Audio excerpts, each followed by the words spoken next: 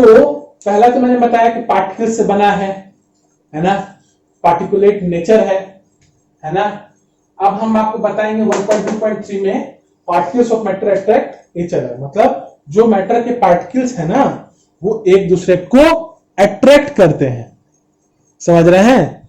तो सबसे पहले तो ये एक्टिविटी ही दिया है ना, मगर बेसिकली हम आपको पहले बता देना चाह रहे हैं तो थोड़ा आप लोग को बेटर अंडरस्टैंडिंग होगा कि जो मैटर है ना पार्टिकल से बना है ना, वो पार्टिकल जितने हैं, हाँ, दुनिया में कोई भी मैटर हो, ठीक है, वो एक दूसरे को अट्रैक्ट करता ही करता है by virtue of its mass. किसी में भी मास है मतलब पार्टिकल्स है तो एक पार्टिकल दूसरे पार्टिकल को अट्रैक्ट करेगा ही करेगा।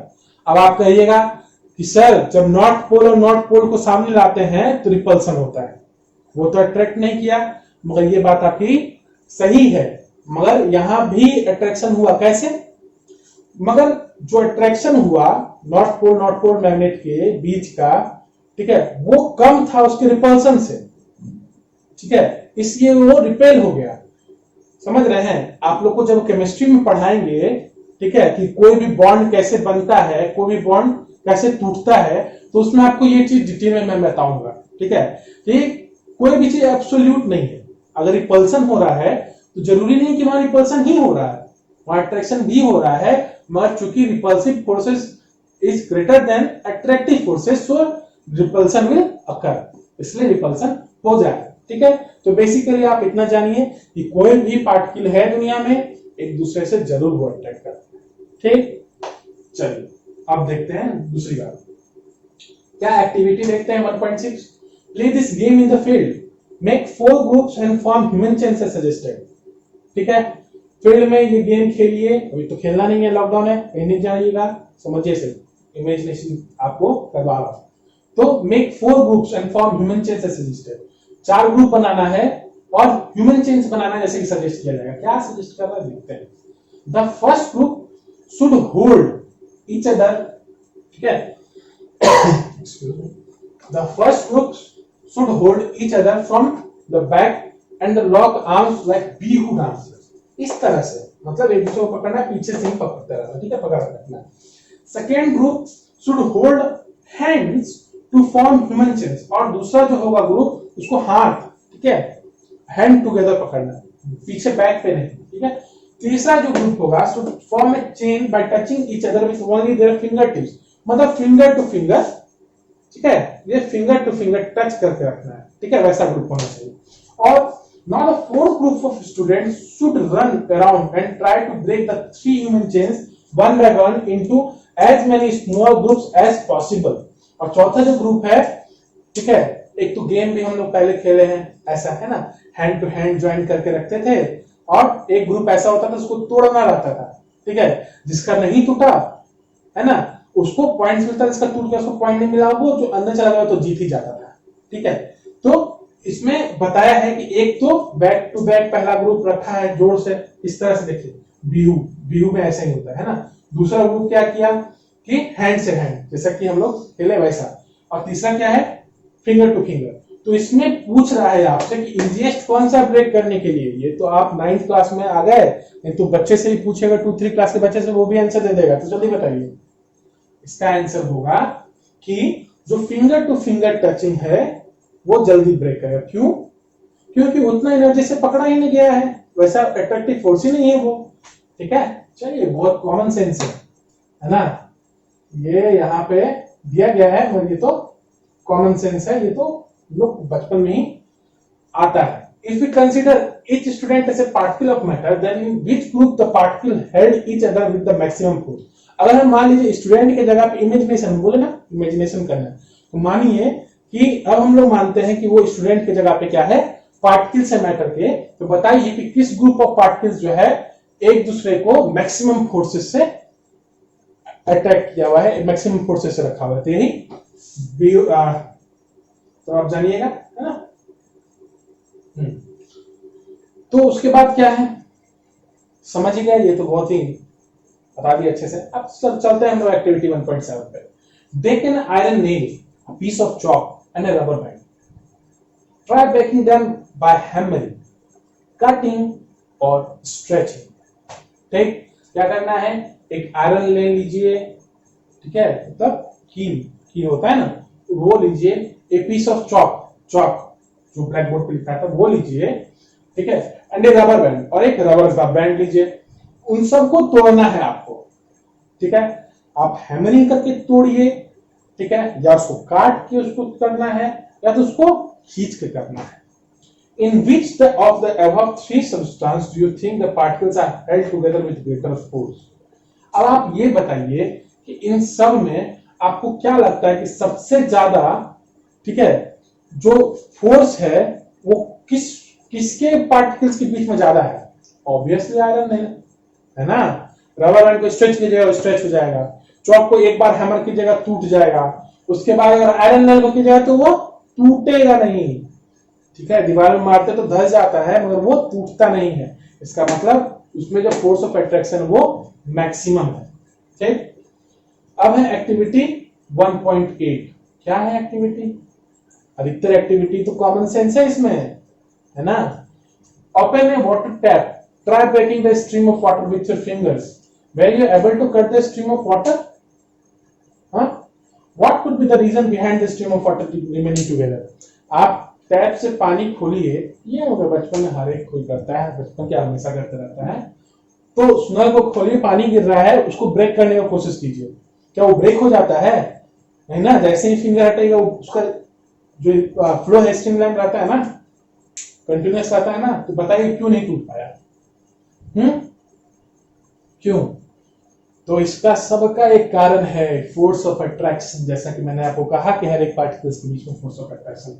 ये तीनों एक्टिविटीज जो मैंने बताया उसमें ये सजेस्ट किया गया, उससे हमें ये पता चला गया कि मैटर जो होता है उसके बीच जो पार्टिकल्स होते हैं, उसके अंदर जो पार्टिकल्स होते हैं उसमें फोर्स ऑफ अट्रैक्शन काम करता है सबके एक दूसरे के बीच। This force keeps the particles together. यही फोर्स जो है वो पार्टिकल्स को साथ में रखता है, ठीक है। The strength of this force of attraction varies from one kind of matter to another. और ये जो फोर्स ऑफ अट्रैक्शन है हर एक मैटर में अलग अलग है, हर एक मैटर के पार्टिकल्स में अलग अलग है। तो क्वेश्चंस जो है देखिए, ठीक है, मन तो कर रहा है मैं बता दूं, मगर ये आपके होमवर्क के लिए रहेगा, समझ रहे हैं। इसका मुझे आंसर्स आप देंगे क्योंकि जितना मैंने पढ़ा है ना उसी पे बेस्ड क्वेश्चंस है। तो चलिए ऊपर मैं बता देता हूं, डीपली नहीं बताऊंगा, चलिए कोई बात नहीं। Which of the following are matter. इसमें मैटर कौन कौन सा है? तो आपको जो डेफिनेशन बताए थे ना, गाइडलाइन दे रहा हूं, आंसर नहीं बताऊंगा क्योंकि बहुत ही ये कॉमन सेंस पे क्वेश्चंस बेस्ड है, ठीक है। तो इसमें से कौन कौन सा मैटर है? तो जो भी ऑक्युपाई करे स्पेस जिसमें पार्टिकल्स हो वो क्या कहलाएगा? मैटर कहलाएगा। तो दो कंट्रास्टिंग आपको बताता हूं एग्जांपल्स। एक है चेयर, पार्टिकल्स है, छू सकते हैं ना, तो क्या कहलाएगा? ठीक है, मगर स्मेल, सूंघ रहे हैं, क्या कोई खुशबू आ रहा है उसको पकड़ सकते हैं आप, छू सकते हैं आप? नहीं ना, क्या वो मैटर होगा? ये सिंपल आपको एक गाइडलाइन मैंने दिया, एक क्लू दिया। ऐसे सब क्वेश्चंस के लिए तो क्लू भी जरूरत नहीं है, खैर वो सब भी आप लोग कीजिए अपने से, तब समझ में आएगा आप लोग कितना समझे हैं मेरी बातों को। ठीक है, अब हम लोग स्टार्ट करेंगे states of matter 1.3 states of matter. ध्यान दीजिए, बहुत जरूरी है ना। चलिए देखिए, चलते हैं स्टेट्स ऑफ मैटर को समझने के लिए, ठीक है। मतलब क्या? मैटर के स्टेट्स, कितने तरह के मैटर्स हैं वो सब तो हम लोग बाद में पढ़ेंगे फिजिकल प्रॉपर्टीज के हिसाब से, क्योंकि हम लोग फिजिकल प्रॉपर्टीज चैप्टर में पढ़ रहे हैं। तो फिजिकल प्रॉपर्टीज के हिसाब से, ठीक है, मैटर के कितने कह सकते हैं रूप हैं, स्टेट्स हैं, वो हम लोग यहाँ पढ़ेंगे। हम लोग पहले वैसे जानते हैं इस बात को, पता है, जरूर पता होगा। मैटर के 3 स्टेट्स, सॉलिड, लिक्विड, गैस। तो अब इलेबोरेटली इस चीजों को हम जानेंगे यहाँ पे, ठीक है, क्योंकि ये एनसीईआरटी है, ठीक है, ये शुरुआत से सब कुछ बताएगा बेसिकली, ठीक है। बहुत अच्छी किताब होती है एनसीईआरटी, ठीक है। सो स्टेट्स ऑफ मैटर देखते हैं क्या लिखा हुआ है, लाइन बाय लाइन समझाऊंगा मैं। हाँ, observe different types of matter around you, what are its different states. अपने चारों ओर देखिए, ठीक है, मैटर जितने हैं, देखिए तो वो किस किस तरह के मैटर से क्या क्या स्टेट है उनका। We can see that matter around us exist in 3 different states, solid, liquid, gas. हम लोग देख सकते हैं कि कोई भी मैटर है ना, वो 3 तरह के स्टेट में पाया जाएगा। कौन कौन? नेमली सॉलिड, लिक्विड एंड गैस। तो आगे का हम लोग का सारा टॉपिक इसी पे बेस्ड होगा, ठीक है। तो these states of matter arise due to the variation in the characteristic of the particles of matter। तो ये states क्यों होते हैं? क्योंकि पार्टिकल्स का नेचर ना चेंज हो जाता है हर एक स्टेट में। कुछ पार्टिकल का जो नेचर है वो एक तरह का है, तो एक ग्रुप में, एक क्लास में, एक स्टेट में, दूसरे का अलग तो वो दूसरे स्टेट, तीसरे का अलग तो वो तीसरे स्टेट। तो हम देखेंगे किस तरह पार्टिकल्स का जो आपका अलाइनमेंट है, जो वेरिएशन है, वो डिटरमाइन करता है कि किस तरह का वो स्टेट होगा, ठीक है। चलिए आगे बढ़ते हैं। सॉलिड स्टेट, सबसे पहले हम लोग बात करेंगे सॉलिड स्टेट का। एक्टिविटी 1.9, देखिए एक्टिविटी बहुत है ना। कहते हैं science is something which you need to learn by doing. हाँ, लर्निंग बाय डूइंग मतलब कीजिए और सीखिए।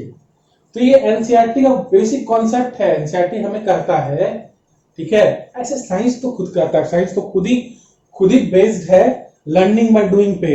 एक्सपेरिमेंट कीजिए, करते जाइए और आप विज्ञान की चीजों को सीखते जाइएगा। तो इसीलिए एक्टिविटी हर एक सेक्शन में आप लोग को मिलेगा, ठीक है। क्योंकि साइंस का बेसिक जो कॉन्सेप्ट है, जो स्टेब्लिशमेंट है, ठीक है, जो नीड है, ठीक है, वो खुद एक्सपेरिमेंट्स है, एक्टिविटी है, ठीक है। साइंस को रोट लर्निंग नहीं कर सकते कि हम लोग पढ़ते जा रहे हैं, समझते जा रहे हैं, चलिए ठीक है वो एक लेवल तक, मगर आप तभी एक अच्छे क्या कहते हैं साइंस के विद्यार्थी कहलाइएगा जब आप कुछ चीजों को जो हो सके, ऑब्वियसली, ठीक है, जो हो सके उस चीजों को आप करके देखें, ठीक है। तो हम लोग एक्टिविटी स्टार्ट करते हैं। हाँ, एक्टिविटी 1.9 क्या है? Collect the following articles. क्या क्या देखते हैं? A pen, a book, needle, piece of thread. Sketch the shape of the above articles in your notebook by moving a pencil around them। ठीक है, मतलब ये सब लेना है, पेन, बुक, नीडल और थ्रेड का एक पीस। उसके चारों तरफ इस पेपर पर रख के, जैसे मान लीजिए हम इसको यहां रखे, है ना, और इसका आउटलाइनिंग कर दिए, का मतलब है कि ये जो पेन हम यहाँ रखे, अब इसका आउटलाइनिंग कर दिए, जो इसका शेप है वो शेप इसके पीछे आ जाएगा ना, आ रहा है ना। उसी तरह से उन सबको एक किसी पेपर पर रख के सबका बाउंड्री से आउटलाइन करके हम लोगों को एक पेज में रखना है। Do all these have a definite shape, distinct boundaries and have a fixed volume? क्या ये सब चीजें, क्या क्या, book, needle, piece of thread, pen, ये क्या इनका डेफिनेट शेप है कि नहीं है? अरे आप अगर इसको रख के इसका आउटलाइन बना पाए, इसका मतलब है ना कि ये स्थिर है अभी, है ना, इसका डेफिनेट बाउंड्री है, तब तो इसका आउटलाइन बना पाए। अगर इसका बाउंड्री ही नहीं रहता, ये इधर कभी जा रहा है, कभी उधर जा रहा है, तो आप आउटलाइन कैसे बनाते? बनता नहीं बनता, है ना। तो इसका जो है वो डेफिनेट शेप है इन चारों चीजों का। तो ये आपसे पूछा क्या इसका डेफिनेट शेप है? हाँ है। डिस्टिंक्ट बाउंड्रीज, बिल्कुल, तभी तो हम इसको स्केच कर पाए। और हेड ए फिक्स्ड वॉल्यूम, हाँ बिल्कुल, इसका फिक्स्ड वॉल्यूम था तभी तो ये इतने में ही रह गया, इससे ज्यादा तो नहीं हो गया। ये यहां रखे तो क्या ये फैल के इतना बड़ा हो गया है? नहीं ना। तो इसका डेफिनेट शेप है, वॉल्यूम है ना, डिस्टिंक्ट बाउंड्रीज है, सब कुछ है। नेक्स्ट क्वेश्चन क्या है? What happens if they are hammered, pulled or dropped? देखिए ड्रॉप तो हो गया था अभी, तो क्या होगा अगर इसे पेन को, बुक को, नीडल को, पीस ऑफ थ्रेड को हैमर किया जाए, खींचा जाए या गिराया जाए? ठीक ठीक है, are this capable of diffusing into each other, क्या इन सबों को एक दूसरे के साथ रख दें तो क्या एक दूसरे के साथ मिल जाएंगे, डिफ्यूज हो जाएंगे, इंटरमिक्सिंग ऑफ पार्टिकल्स हो जाएगा क्या, बताइए। बहुत सिंपल है, ये सब बेसिक है, इसको कॉमन सेंस कहते हैं, ठीक है। और क्या पूछ रहा है, try compressing them by applying force, are you able to compress them, क्या उसको आप कंप्रेस कर पा रहे, इसको कंप्रेस करके देखिए, होगा, पेन नहीं होगा, बुक नहीं होगा, नीडल नहीं होगा, पीस ऑफ थ्रेड, थ्रेड को कंप्रेस कर, थ्रेड जितना है उतना ही रहेगा, ठीक है। तो हैमर कीजिए या पुल कीजिए, ड्रॉप कीजिए, तुरंत में ये सब चीज टूटेगा तो नहीं ना। हाँ, बहुत तेज से कीजिएगा तो पेन टूट जाएगा, है ना, ये सब में कुछ डिफॉर्मेशन आ सकता है। मेनली इसके कहने का मतलब क्या है कि इनका अपना एक डेफिनेट शेप है, वॉल्यूम है, बाउंड्री है, और ये है, ये सारे हैं क्या, तो सॉलिड, जो कि कंप्रेस करने पे भी कंप्रेस नहीं होंगे, एक दूसरे से डिफ्यूज नहीं करेंगे, और अगर उनको हैमर कीजिएगा तो वो अपना शेप चेंज नहीं कर रहे हैं अभी, ठीक है, मतलब इंटैक्ट हैं। अगर बहुत ज्यादा फोर्स लगे तो ऑब्वियस है ठीक है, चेंज होगा ही। तो चलो आगे बढ़ते हैं। हाँ, क्या कह रहा है, all the above of examples of solids, मैंने जैसा कि आपको कहा कि ये सारे एग्जांपल्स जो थे वो सॉलिड के एग्जांपल्स थे। We can observe that all these have a definite shape, हम लोग ये ऑब्जर्व कर सकते हैं। अब चलिए आपको ये लाइन बाय लाइन बता रहा हूं, मगर आपको एक बात बता रहा हूं कि ये बताना चाह रहा है कि सॉलिड का जो है वो क्या क्या कैरेक्टरिस्टिक्स है। तो पहला क्या बताया, डेफिनेट शेप, डिस्टिंक्ट बाउंड्रीज, और जो उसका बाउंड्रीज है सबका अलग अलग है। मान लीजिए एक पेन का जो बाउंड्री हम लिए थे, क्या वो नीडल के बाउंड्री पे सेम था, दोनों का स्ट्रक्चर अलग था ना, तो उसका distinct boundaries. Fixed volume, volume होगा क्या होगा, फिक्स्ड होगा। That is have negligible compressibility, और उसका जो कंप्रेसिबिलिटी, उसको कंप्रेस करेंगे जो, वो बहुत मुश्किल से कंप्रेस होगा, नहीं से नहीं होगा, वो कंप्रेस नहीं होगा। मान लीजिए एक नेल लिए, उसको हम हैमर कर रहे हैं, तो कंप्रेस नहीं, वो उसका लेंथ बढ़ जाएगा, है ना, वो चिपटा हो जाएगा, इधर से लेफ्ट हो जाएगा, इधर से कंप्रेस नहीं होगा, है ना। Solids have a tendency to maintain their shape when subjected to outside force, ठीक है। सॉलिड्स जो है वो अपने शेप को मेंटेन रखता है, अगर एक्स्ट्रा फोर्स पे डाला जाए तब भी वो अपने शेप को मेंटेन रखता है। सॉलिड में break under force but difficult to change their shape, so they are rigid. Actually जो सॉलिड्स हैं वो ब्रेक कर सकते हैं फोर्स में, मगर उनके शेप को चेंज करना बहुत ही मुश्किल है, इसीलिए दे आर रिजिड। भाई ये सब कैरेक्टरिस्टिक बता रहा है ना, क्या क्या बोला, डेफिनेट शेप है किसका, solid, distinct boundary, fixed volume, negligible compressibility, rigid है ना। इन दोनों को आप रिलेट कर सकते हैं, नेग्लिजिबल कंप्रेसिबिलिटी है इसलिए तो रिजिड है ना। चलिए आगे बढ़ते हैं। तो ये कुछ चीजें थी जो आप लोगों को ये कैरेक्टरिस्टिक बताया, आप लोग इसको कॉपी में लिख लीजिए, दिमाग में फिट कर लीजिए, है ना। ये कैरेक्टरिस्टिक्स है इसका, सॉलिड का। सॉलिड पढ़े तो सॉलिड का नहीं होगा, थोड़ी ना लिक्विड का भी स्टार्ट करेंगे। चलिए आगे बढ़ते हैं। तो कंसीडर द फॉलोइंग, अब हम लोग को बोला है ये जो दिए गए चीजें हैं इसे कंसीडर कीजिए। क्या है भाई कंसीडर करने के, uh what about a rubber band, can it change its shape on stretching, is a solid. अगर स्ट्रेच करते हैं किसी रबर बैंड को, उसको खींचते हैं, तो क्या वो अपना शेप को चेंज कर रहा है, हाँ चेंज तो कर रहा है, करते ही है, इसीलिए तो रबर बैंड यूज करते हैं हम लोग, कि स्ट्रेच हो सके। तो क्या वो सॉलिड है, बताइए क्या सॉलिड है, बताइए, आगे बताइए। देखिए बी क्या बोलता है, what about sugar and salt when kept in different jars, this take the shape of the jar, are they solid. जब चीनी को या नमक को किसी बर्तन में डालते हैं हम लोग, किसी बॉटल में डालते हैं हम लोग, तो जो बोतल का शेप होता है उसी शेप का हो जाता है, जबकि हम लोग बोल रहे हैं सॉलिड का अपना शेप होता है। तो क्या शुगर और सॉल्ट भी सॉलिड है, क्या रबर बैंड भी सॉलिड है। See what about A sponge, जो स्पॉन्ज होता है, ठीक है, गद्दा, है ना, तो क्या वो सॉलिड है। अगर हाँ सॉलिड है तो उसको कंप्रेस कैसे करते हैं, क्यों, सोचिए। इन तीनों का आंसर हम देंगे। चलिए पहले जो एनसीईआरटी कह रहा है उसको समझते हैं। क्या बोला, all the above are solids as well, ये तो खुद ही बता दिया। आप लोग समझ पा रहे हैं? नहीं समझ पा रहे तो समझिए, वो सारे जो चीज ये सब बताया गया ये सब सॉलिड्स हैं। ठीक है, क्या है कैसे तो बता रहा है। Rubber band changes shape under force and regains the same shape when the force is, जब फोर्स हटता है, ठीक है, तो वो अपने शेप में वापस आ जाता है। कौन? रबर। इसका मतलब है कि वो सॉलिड है, वो अपना मेंटेन किया स्टेट को। अगर उस पर फोर्स नहीं लगता तो अपने शेप को वो चेंज नहीं करता। वैसे फोर्स रिमूव होता है, वो वापस अपने स्टेट पे आ जाता है। ठीक है, if excessive force is applied it breaks, अगर बहुत ज्यादा एक्सेसिव फोर्स लगा दिया जाए, बहुत खींच दिए तो टूटेगा ही ना, करना नहीं है क्योंकि चोट लगेगा, फिर रिबाउंड होगा तो।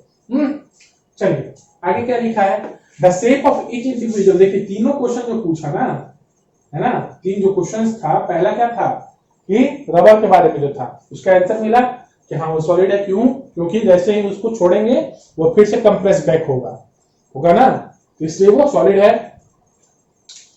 द शेप ऑफ इंडियन, हाँ फिर था शुगर और सॉल्ट का, तो वो भी सॉलिड है। कैसे है? देखिए हम लोग कहीं भी रखें उसको, उसका एक इंडिविजुअल पार्ट, चीनी का एक इंडिविजुअल पार्ट को उठाइए, जो क्यूबिकल नेचर होता है, जिसका क्यूबिकल स्ट्रक्चर होता है, उसको उठाइए, क्या वो अपने स्ट्रक्चर को चेंज कर देगा? नहीं कर सकता, नहीं करेगा ना। उसके पार्टिकल को देखिए, नहीं करेगा ना, इसका मतलब वो सॉलिड है ना। सॉल्ट के साथ भी ऐसा ही बात है।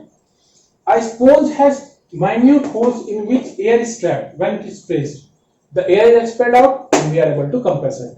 तो होता क्या स्पॉन्ज के साथ कि हाँ वो कंप्रेस होता है, क्योंकि हम लोग सारा कैरेक्टरिस्टिक पढ़े थे, ठीक है, कि कंप्रेस नहीं हो सकता, रिजिड होता है, ये वो, तो वो सॉलिड है। मगर ये सब एग्जांपल्स है इसमें हो रहा है, फिर भी वो सॉलिड है, तो इसलिए उसका रीजन जो है वो मैंने आपको बताया, किताब में लिखा हुआ।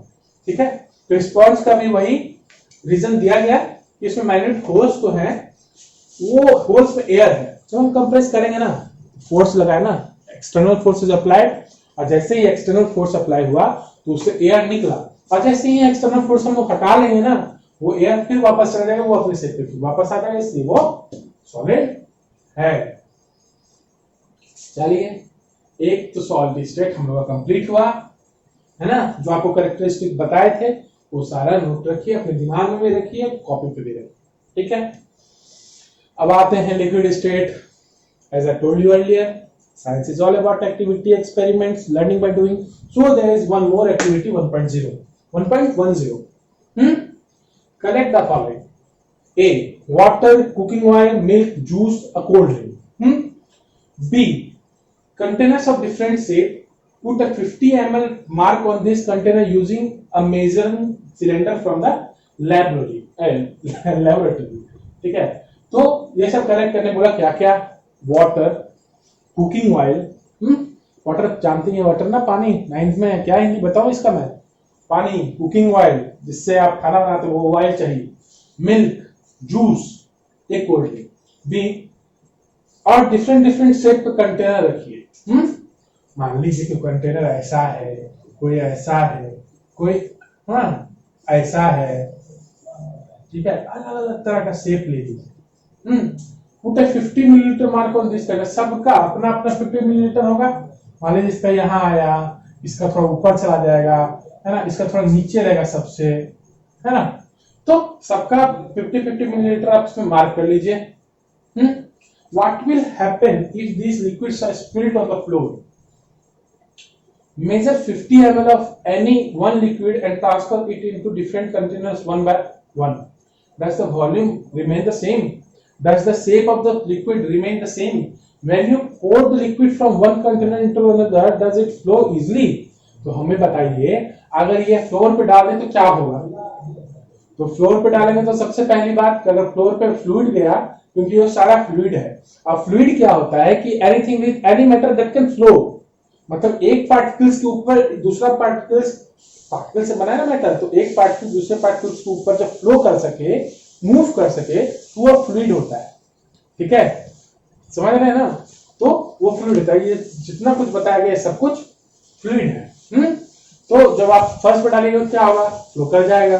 फिर दूसरी क्वेश्चन है कि 50 मिलीलीटर को अलग अलग कंटेनर, जो कंटेनर में डालिए तो क्या होगा, उसका डिफरेंट कंटेनर में डालेगा तो क्या उसका जो शेप है वो चेंज होगा कि नहीं? बिल्कुल होगा। अलग अलग बीकर में है तो चेंज तो होगा ही। जो जिस वेसल में हम डालेंगे वो उसका शेप एक्वायर कर लेगा। और वॉल्यूम का सेम होगा, बिल्कुल। वॉल्यूम तो 50 मिलीलीटर लिए तो यहाँ भी 50, यहाँ भी 50, यहाँ भी 50 ही रहेगा, भले ही उसका स्टेप जो है वो बस चेंज हो रहा है। ठीक है। When you pour the liquid from one container into another, does it flow easily? क्या एक से दूसरे में डाल रहे हैं क्या तुरंत फ्लो हो जाएगा? अब देखिए इसमें जहां तक की बात है तो हाँ होगा, फ्लो तो होना है, मगर इजिली होगा कि नहीं? तो इसमें रिलेटिव टर्म आता है कि हाँ जो वाटर है हाँ वो जल्दी से जल्दी चला जाएगा, कोल्ड ड्रिंक चला जाएगा, जूस चला जाएगा, फिर मिल्क की बारी आएगी और सबसे लास्ट में जो जाएगा वो कुकिंग में आ जाएगा, क्योंकि उसका जो फ्लो होता है वो सबसे लीस्ट होता है, सबसे लेस होता है। तो चलिए आगे चलते हैं। क्या है? वी ऑब्जर्व, यहां देखिएगा, we observe that liquid have no fixed shape but have fixed volume. देखिए देखिए देखिए, यहां कैरेक्टरिस्टिक बता रहा है तो इसको समझिएगा। क्या है? No fixed shape but have a fixed volume. तो liquids are the state of matter, ठीक है, which have no fixed shape. Shape नहीं है भैया, हाँ जिस वेसल में डाल रहे हैं उस वेसल का वो शेप ले लेगा, ना उसका वॉल्यूम फिक्स्ड है। 50 मिलीलीटर डाले इसमें भले ही किसी कंटेनर में कहीं भी जाए मगर सबका जो वॉल्यूम होगा वो सेम ही रहेगा, उसका कम नहीं हो जाएगा, बढ़ नहीं जाएगा। ठीक, जितना नंबर ऑफ पार्टिकल्स उतना ही वहीं पे रहेगा। फिर क्या कह रहा है? They take up the shape of the container in which they are kept. बताया ही, जिस कंटेनर में रखा गया उसी का वो शेप ले रहा है। Liquids flow and change shape so they are not rigid but can be called fluid, है ना? क्या है? Liquids flow and change shape so they are not rigid but can be called fluid. तो है क्या कि लिक्विड जो है वो फ्लो कर सकता है, चेंज कर सकता है शेप को, इसलिए वो रिजिड नहीं है, मैं उसको फ्लूइड कर सकते हैं। जैसा कि मैंने आपको पहले ही बता दिया कि फ्लूइड क्या है? any form of matter, any state of matter, any form of matter which can flow। Particle से एक दूसरे के ऊपर जाके ट्रेवल कर आगे बढ़ रहा है तो वो सब क्या आ जाएगा? फ्लूइड आ जाएगा। एयर भी जो है, जो गैसेज हैं और लिक्विड्स जो है वो फ्लूइड होते हैं। ठीक, बस सॉलिड नहीं है फ्लूइड, और वो दोनों फ्लूइड होता है। अब चलते हैं, refer to activities 1.5, 1.5, 1.4 and 1.5 where we saw that solids and liquid can diffuse into liquids। The gases from the atmosphere diffuse and dissolve in water. These gases, especially oxygen and carbon dioxide, are essential for the survival of aquatic animals and plants। ठीक है, आगे क्या activities होंगे 1.4 या 1.5? ठीक है, क्यों? क्योंकि ये तो लास्ट जो हम लोगों ने एक्टिविटी देखा 1.10 था, आगे देखा जाएगा। तो इसमें क्या बोला गया है कि जो पानी में गैसेस जो हैं वो घुल जाते हैं, ऑक्सीजन, कार्बन डाइऑक्साइड, और ये सब पानी में घुलते हैं। तो जैसे मान लीजिए बहुत सारा जो एक्वेटिक लाइफ होता है, जैसे फिश को ऑक्सीजन चाहिए, ठीक है, तो ऑक्सीजन वही जो डिसॉल्व कर रहा है पानी में जाके, उससे ऑक्सीजन को वो लोग ऑर्गेनिज्म लेते हैं, सर्वाइव करते हैं। ठीक है, बेसिकली ये सब डिफ्यूज करते हैं एक दूसरे में। चलिए अब चलते हैं। All living creatures need to breathe, है ना? All living creatures need to breathe for survival. The aquatic animals can breathe underwater due to presence of dissolved oxygen in water। बता तो दिए, सारे जितने भी लिविंग क्रिएचर है ब्रीथ उनको करना पड़ेगा, सांस लेना पड़ेगा सर्वाइवल के लिए। और जो एक्वेटिक एनिमल्स है वो पानी के भीतर भी ले सकते हैं सांस, ठीक है, क्योंकि उसमें डिसॉल्व्ड ऑक्सीजन है, क्योंकि पानी में ऑक्सीजन घुल जाता है ना? Thus we may conclude that solid, liquid and gases can diffuse into liquid। इसका मतलब है कि ये कंक्लूड कर सकते हैं। ये स्टेटमेंट बहुत ही सही है, सही तो हर स्टेटमेंट है, मगर ये बहुत ही जरूरी है आपको दिमाग में रखना। जरूरी तो सभी है रखना, मगर ये ज्यादा जरूरी है। चलिए, सॉलिड्स, लिक्विड्स और गैसेस जो है डिफ्यूज करते हैं लिक्विड्स में। ये बात स्टेटमेंट दिमाग में रखिए, ध्यान में रखिए, नोट कीजिए इसको अपने कॉपी टेक्स्ट बुक में, आप कॉपी में। चलिए अब क्या है? higher than solids, the rate of diffusion of liquids is higher than the solid। वहां सॉलिड से ज्यादा डिफ्यूजन रेट होता है किसमें? फ्लूइड्स में actually. This is due to the fact that the liquid state particles move freely and have greater space between each other as compared to particles in the solid state। क्यों होता है ऐसा? इस solid में जो diffusion है वो कम है और जो आपका फ्लूइड में है उसमें ज्यादा है। क्यों? क्योंकि उसका जो पार्टिकल्स है ना वो मूव कर सकता है फ्रीली। मान लीजिए कि पानी होता हमारे पास यहाँ या गैस है, ये तो अलग अलग तरह का है तो नहीं है, तो सॉलिड है ना। आपको एग्जांपल दे रहा है, इमेजिनेशन कीजिए, ठीक है। तो ये तो गैस है, तो ये कॉन्स्टेंटली मूव करता है ना, मूव करते डिफ्यूज हो जाएगा। डिफ्यूजन रेट जो है इनका बहुत ज्यादा है, ठीक है। जो मूविंग का रेट है वो ज्यादा है, काइनेटिक एनर्जी इन पार्टिकल्स का ज्यादा है, तो ये डिफ्यूज हो जाएगा। सॉलिड, ये दोनों सॉलिड है, इसको यहां रख दिए, सोचे तो कितना करोड़ों साल में ये एक दूसरे को सटेगा क्या? नहीं ना, पता नहीं, तो नहीं, ये डिफ्यूज तो करता नहीं है सॉलिड, ठीक है। मगर एक जो केस है, जैसे कि हम लोग चौक लेते हैं ना, ब्लैक बोर्ड पे लिखते हैं, तो चौक जो ब्लैक बोर्ड के साथ वहीं रह जाता है, वो उसको डिफ्यूजन कहते हैं, सॉलिड टू सॉलिड डिफ्यूजन। ये भी होता है। वहां क्या हुआ कि एक्सटर्नल फोर्स लगा चौक पे, है ना, अब ब्लैक बोर्ड के जो स्पेसेस थे उसमें वो ट्रैप हो गए, इसलिए वो डिफ्यूजन पूरा डिफ्यूजन नहीं है, फिर भी वो डिफ्यूजन के केस में आता है, ठीक। तो ये बता दिए कि फ्लूइड में जो होता है वो डिफ्यूजन रेट ज्यादा होता है, ठीक है, इसलिए जल्दी से डिफ्यूज हो जाता है, जबकि और सॉलिड्स में नहीं होता है, वो बहुत धीरे धीरे होता है, ठीक है। स्पेसेस भी कम होते हैं सॉलिड्स में, गैसेस में स्पेसेस ज्यादा होते हैं एक दूसरे के बीच में पार्टिकल्स के, इसलिए जल्दी जल्दी वो डिफ्यूज करके वहां एडजस्ट हो जाता है, जबकि सॉलिड्स में ये बात नहीं होती। चलिए, दो स्टेट तो हम लोगों का कंप्लीट हो गया। अब ये आते हैं हम लोग लास्ट स्टेट। क्या है last state? 1.3.3 the gaseous state, gaseous state, ठीक है। जैसा कि मैंने आपको कहा, फ्लूइड का डिफिनेशन आपको दिया मैंने, क्या कहा? फ्लूइड क्या होता है? Any matter which can flow, जिनके पार्टिकल्स एक दूसरे के ऊपर चढ़ चढ़ के आगे आगे बढ़ सकते हैं, वो सारे क्या होते हैं? फ्लूइड होते हैं। उसमें दो आते हैं, क्या क्या? एक आता है लिक्विड, एक आता है गैस, गैस कहते हैं।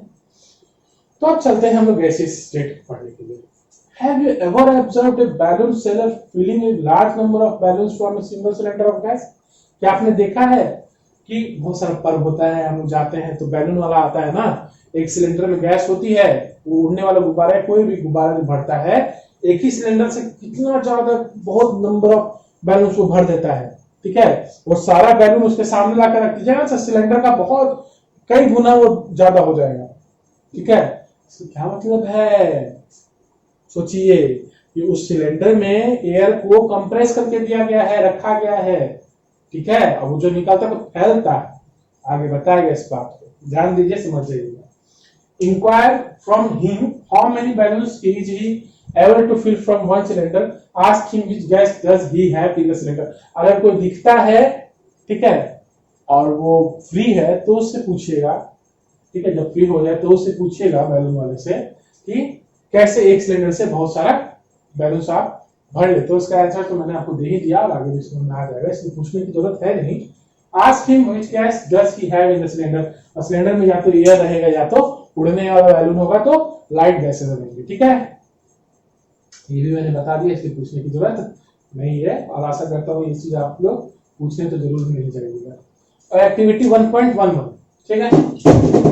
Take 300 millilitre syringes and close their nozzle by rubber corks as shown in the figure 1.4। चलिए पहले फिगर ही देख लें हम लोग अच्छे से, क्या हो रहा है यहाँ पे।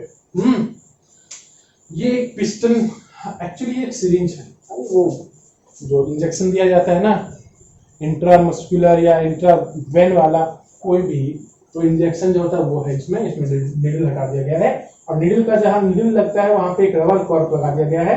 यहाँ पे गैस, मतलब पहले गैस ले लिया गया, फिर बाद में रबर कॉर्क लगा दिया गया। अब देखिए नीचे आते हैं, क्या बोल रहा है आप समझिएगा, ज्यादा अच्छे से समझ में आएगा। तो कहा कि 300 मिलीलीटर सिरिंज लेना, 3 लेना है sir, and close the nozzles by rubber corks, और उन सभी के जो नोजल्स है उसको रबर कॉर्क से हम लोगों को बंद कर देना है। रिमूव द पिस्टन्स, ठीक है, और पिस्टन्स को जो है हम लोगों को क्या करना है, pistons from all the syringes leaving one syringe untouched, fill water in the second and piece of chalk in the third. देखिए पिस्टन को खुलता है ना, खोल के एक सिरिंज को कुछ मत करिए, सेकेंड वाले में पानी भर दीजिए और तीसरे वाले में चॉक भर दीजिए, ठीक है। Inserts the piston back into the syringes, क्योंकि तीनों को खोले, आप सिरिंज में फिर से पिस्टन लगाइएगा, कॉर्क पहले ही लगा दिए नीचे, तो क्या होगा, इसमें जिसमें कुछ नहीं भरा है उसमें एयर तो जरूर है ना, एयर तो सब में रहेगा ही रहेगा, तो दूसरे में पानी, तीसरे में सॉलिड है चॉक, तो पहले एयर जो है वो यहाँ बता रहा है गैस के रूप में, क्योंकि air is a collection of gases होगा। सो अब बता रहे हैं हम, यहाँ क्या किया हम लोग, पिस्टन्स को बैक सिरिंजेस में डाल दिए। You may also apply Vaseline on the pistons before inserting them into the syringes for their smooth movement. आप लोग क्या कर सकते हैं, पिस्टन्स के यहाँ पे जो रबर वाला सेक्शन होता है ना, वहां पे वैसलीन लगा दीजिए। क्या होगा वैसलीन लगाने से, सोचिए, आप लोग जब उस पर वैसलीन लगाइएगा ना, तो उसका जो मूवमेंट होगा वो और फ्री हो जाएगा, ठीक है, जो मूवमेंट होगा उसका पिस्टन का और फ्री हो जाएगा, तो जल्दी से जल्दी आगे पीछे कर सकेगा, फ्रीली कर सकेगा। तो इतने दूर की बात हम लोग समझ गए। Not try to compress the content by pushing the piston in each syringes, और सब में सिरिंज को प्रेस कीजिए, पिस्टन को प्रेस करके देखिए आगे बताएगा। क्वेश्चन पूछ दिया आपसे, ऐसा कीजिएगा तो क्या होगा, आगे क्या होगा, व्हाट डू यू ऑब्जर्व, क्या आप ऑब्जर्व कर रहे हैं, in which case was the piston easily pushed in, किस केस में इजीली पिस्टन को आप मूव कर सके अंदर, तो इसका तो आंसर क्या होगा, एयर होगा, क्योंकि एयर ज्यादा कंप्रेसिबल है, रिजिड तो होता है सॉलिड, और वाटर भी रिजिड, मान लीजिए कि एयर से तो क्या ज्यादा ही है रिजिड, है ना, सॉलिड से कम है, तो सबसे ज्यादा आसानी हमें गैस को कंप्रेस करने में होगा, आसानी with respect to others. What do you infer from your observation, जो ऑब्जर्वेशन आपको समझ में आ रहा है वो बताइए, ऐसा कहा, ठीक है। तो चलिए आगे क्या लिखा है वो समझते हैं। We have observed that gases are highly compressible as compared to solids and liquids. अब हम लोगों ने ये ऑब्जर्व किया गैसेस जो हैं वो हाईली कंप्रेसिबल है as compared to solids and liquid. तो ये गैसेस का एक कैरेक्टरिस्टिक दिया कि इसमें जो गैस होता है वो हाईली क्या है, कंप्रेसिबल है सॉलिड और लिक्विड की अपेक्षा। The liquefied petroleum gas LPG cylinder that we get in our home for cooking or the oxygen supplied to hospitals in cylinder is compressed gas। ये बताया कि जो LPG है, हमारे गैस LPG सिलेंडर जो हमारे घर में आता है, ठीक है, उसमें जो गैस भरा हुआ है वो कंप्रेस करके भरा गया है गैस, ठीक है, और जो ऑक्सीजन सप्लाई करने का ऑक्सीजन सिलेंडर होता है हॉस्पिटल्स में, उसमें भी ऑक्सीजन होता है, वो कंप्रेस करके उस सिलेंडर्स में भरा रहता है, ठीक है। आगे क्या है, कंप्रेस्ड नेचुरल गैस, यहां देखिए, compressed natural gas CNG is used as fuel these days in vehicles, ठीक है, व्हीकल्स में सीएनजी का यूज हो रहा है, हम लोग जानते हैं अच्छे से। Due to its high compressibility large volume of a gas can be compressed into a small cylinder and transported easily, क्योंकि गैसेस जो होते हैं वो हाईली कंप्रेसिबल होते हैं, इसलिए बहुत ज्यादा वॉल्यूम ऑफ गैस भी ना कंप्रेस करके छोटे सिलेंडर में डाला जा सकता है, ट्रांसपोर्ट किया जा सकता है इजीली, ठीक है। ये बेनिफिट हो गया। एप्लीकेशन बता दिए, कंप्रेस्ड नेचुरल गैस हम लोग यूज करते हैं ऑटोमोबाइल में, ठीक है, और क्या करते हैं, एलपीजी सिलेंडर हम लोग यूज करते हैं घर में खाना बनाने के लिए, ठीक है। चलिए, ठीक है, अब आगे बढ़ते हैं। क्या है, we come to know of what is being cooked in the kitchen without even entering there by the smell that reaches our nostril. और जो घर में खाना बना रहता है ना, ठीक है, वो भी हम समझ जाते हैं क्या बना है, कैसे, क्योंकि स्मेल वहां तक पहुंचता है, हमारे नॉस्ट्रिल्स तक। जो खाना बना उसका एक अरोमा होता है, ठीक है, उससे जो पार्टिकल्स होते हैं वो पार्टिकल्स एयर में डिफ्यूज करते हैं और हमारे नाकों तक पहुंचते हैं, नॉस्ट्रिल्स तक, हम लोग सेंस कर पाते हैं कि क्या खाना बना होगा और कैसा होगा। कभी कभी तो ये भी समझ में आता है अच्छा ही करा है ना, स्मेल से। सो ये सब कुछ तो ऐसे बताया जा रहा है गैसेस के लिए ही ना, इसमें हो सकता है गैसेस के केस में। How does this smell reaches us, कैसे ये स्मेल हमारे तक पहुंच गया, The particles of the aroma of food mixed with the particles of air spread from the kitchen reaches and even further away.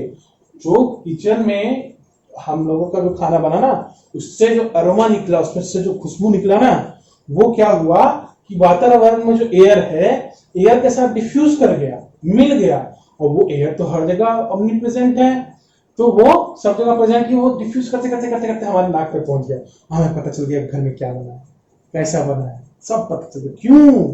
क्योंकि gases के particles जो है वो एयर के साथ डिफ्यूज करके हमारे नॉस्ट्रिल्स तक पहुंचे। चलिए, ये बात तो हो गई। The smell of hot cooked food reaches us in seconds compare, हाँ ये भी बात है, ध्यान दीजिए।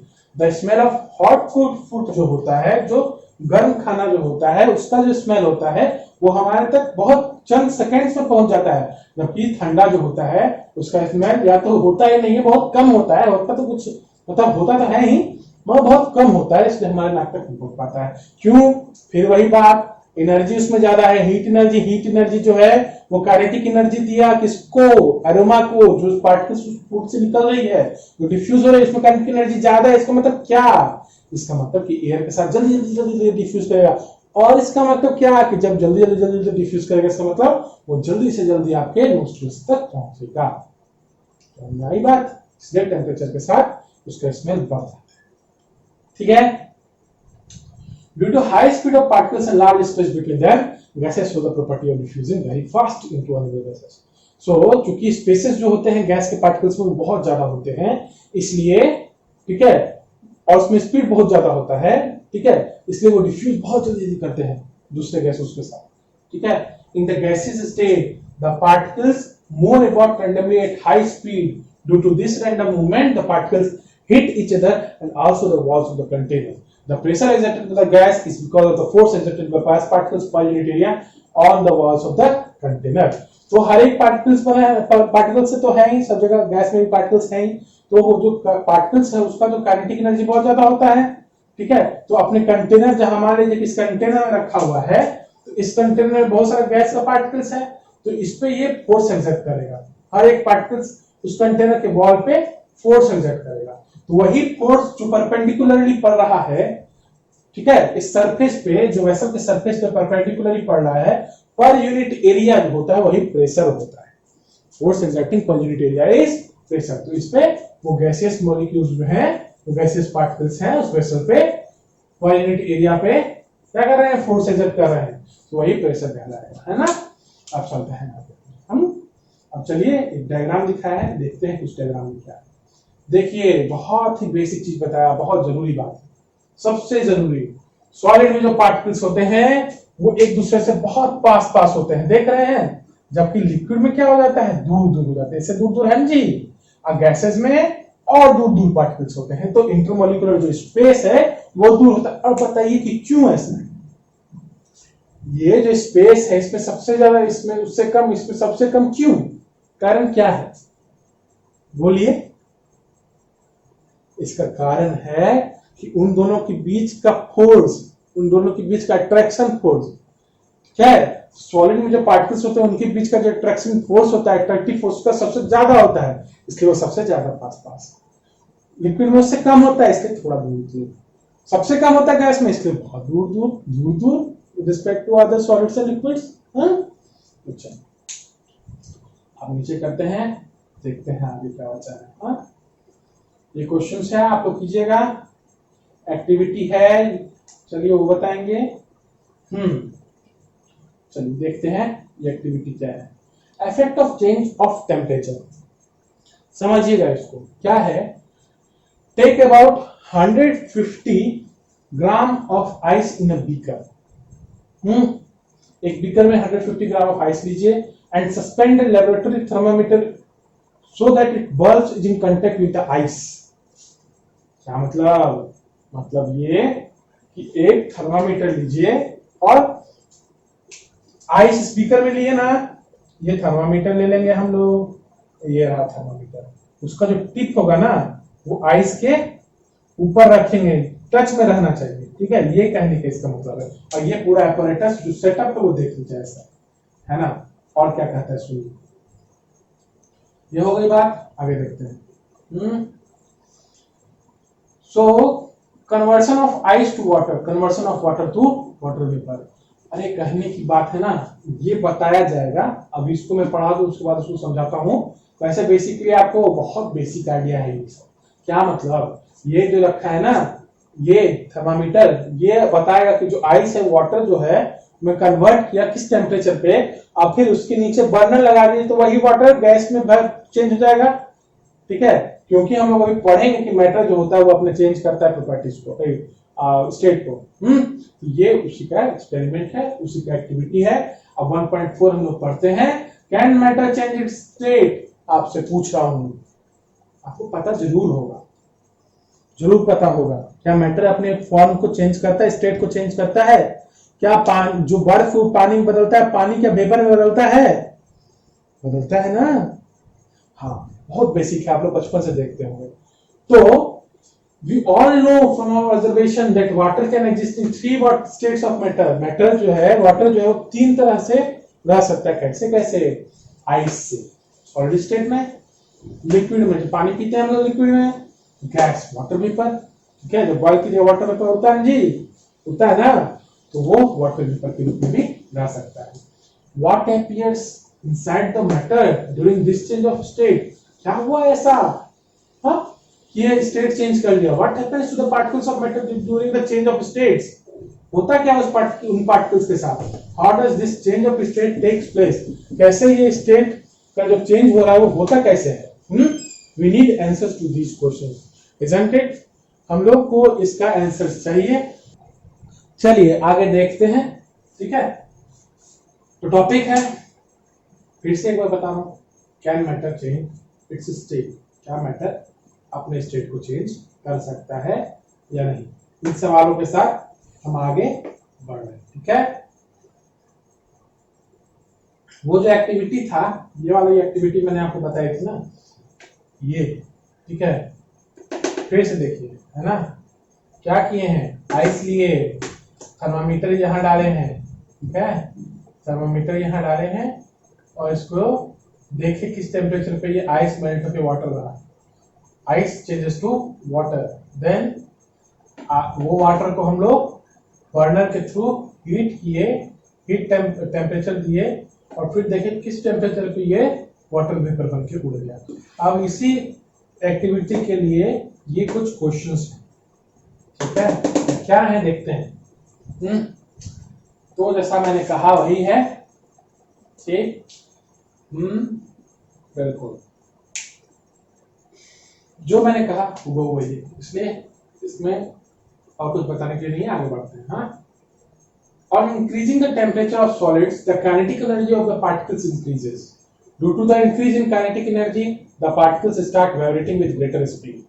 The energy supplied by heat overcomes the forces of attraction between the particles. The particles leave their fixed position and start moving freely. क्या मतलब? यहां से लेकर यहां तक मैं अभी पढ़ा, मतलब समझिए, जब टेम्परेचर जो है सॉलिड्स का हम बढ़ा रहे हैं, तो जो पार्टिकल्स है उस सॉलिड्स में, उसका काइनेटिक एनर्जी बढ़ेगा। मैंने कहा जब आप क्या किए, टेम्परेचर बढ़ाए, इसका मतलब एनर्जी दिए ना, हीट एनर्जी दिए ना। वो हीट एनर्जी जो है जब सॉलिड्स के पास गया, तो वो हीट एनर्जी तो मिला ना, और एनर्जी जो है ट्रांसफर होता है, या तो वो उसी एनर्जी के रूप में वो ट्रांसफर हो जाएगा, या अगर ट्रांसफर हो रहा है कोई एनर्जी, तो वो एनर्जी का फॉर्म चेंज हो जाएगा। वो energy can never be not be destroyed. तो एनर्जी है वैसे ही रहेगा। सो एनर्जी यहाँ पे क्या हुआ, दूसरे फॉर्म में चेंज हो गया। ये काइनेटिक एनर्जी बन गया, किसके लिए? सॉलिड्स के जो पार्टिकल्स हैं उनके लिए, है ना। तो इस काइनेटिक एनर्जी का जो इंक्रीज हुआ, इससे जो पार्टिकल्स है जल्दी जल्दी वाइब्रेट करने लगे, जल्दी जल्दी ग्रेटर स्पीड पे चलने लगे। मैंने आपको बताया था, ठेले वाले एग्जांपल्स मैंने दिया था ना, एक ठेला धीरे धीरे जा रहा है, हमने क्या किया, अपना मस्कुलर फोर्स देके उसको धक्का दे दिया, ज्यादा जोर से चलने लगेगा। तो वही हुआ, हम लोग मस्कुलर एनर्जी को क्या किए, काइनेटिक एनर्जी में चेंज किया। टेम्परेचर जैसे दिए वहां पे उस एक्सपेरिमेंट में, वो टेम्परेचर हीट एनर्जी जो है वो काइनेटिक एनर्जी बन गया, किसका? सॉलिड्स के पार्टिकल्स का। वो अब ज्यादा जोर से वाइब्रेट करने लगेगा, वो अब जल्दी जल्दी मूव करने लगेगा। सो चलिए, यही होता है वहां पे। ठीक, अपने फिक्स्ड पोजीशंस को वो चेंज करने लगते हैं पार्टिकल्स, और स्टार्ट करते हैं दूर होना। यहां तक हुआ। अब आगे देखिए, आगे क्या लिखा है जी, stage is reached when the solid melts and is converted to a liquid। जैसा कि मैंने आपको कहा एक टेम्परेचर है जिसपे कि वो सॉलिड जो है वो लिक्विड में चेंज हो जाएगा, ठीक है। The temperature at which a solid melts to become a liquid at the atmospheric pressure is known as melting point। Point to be noted, point to be understood। ये समझिए कि डेफिनेशन है। क्या है जी? डेफिनेशन है क्या सर? किस चीज का मेल्टिंग पॉइंट? तो टेम्परेचर जिसपे कि सॉलिड मेल्ट कर जाए लिक्विड में एटमॉस्फेरिक प्रेशर पे। एटमॉस्फेरिक प्रेशर के बारे में बताएंगे हम आपको, आगे बताएंगे। अभी एक डेफिनेशन याद रखिए, जो एटमॉस्फेयर मतलब वातावरण का जो प्रेशर है उस नॉर्मल एटमॉस्फेरिक प्रेशर पे, ठीक है, अगर कोई सॉलिड किसी खास टेम्परेचर पे मेल्ट कर रहा है लिक्विड में, तो वो खास टेम्परेचर जो होगा वही उसका मेल्टिंग पॉइंट होगा उस सॉलिड का, ठीक है। ये डेफिनेशन है, इसको आप अपने नोटबुक में लिखिए, दिमाग में डालिए और भूलिएगा मत, ठीक है। आगे क्या लिखा है बॉक्स में देखिए, बहुत जरूरी बात। The melting point of A solid is an indication of the strength of the force of attraction between its particles. मतलब क्या है कि जो सॉलिड का मेल्टिंग पॉइंट है वो इंडिकेट करता है कि उसका जो पार्टिकल्स है ना उनके बीच का फोर्स ऑफ अट्रैक्शन कितना ज्यादा है। अरे आपको एक बात बताए थे ना कि मान लीजिए कि ये सॉलिड है, हाँ, इसको लिक्विड बनना है, ये सॉलिड है, कोई आयसा क्यूब है, ठीक है, समझ लीजिए, मान लीजिए ऐसा है, उसको लिक्विड बनना है, उसका पार्टिकल्स इतना दूर पे रहता है उसके लिक्विड के पार्टिकल्स का, तो इस पार्टिकल्स को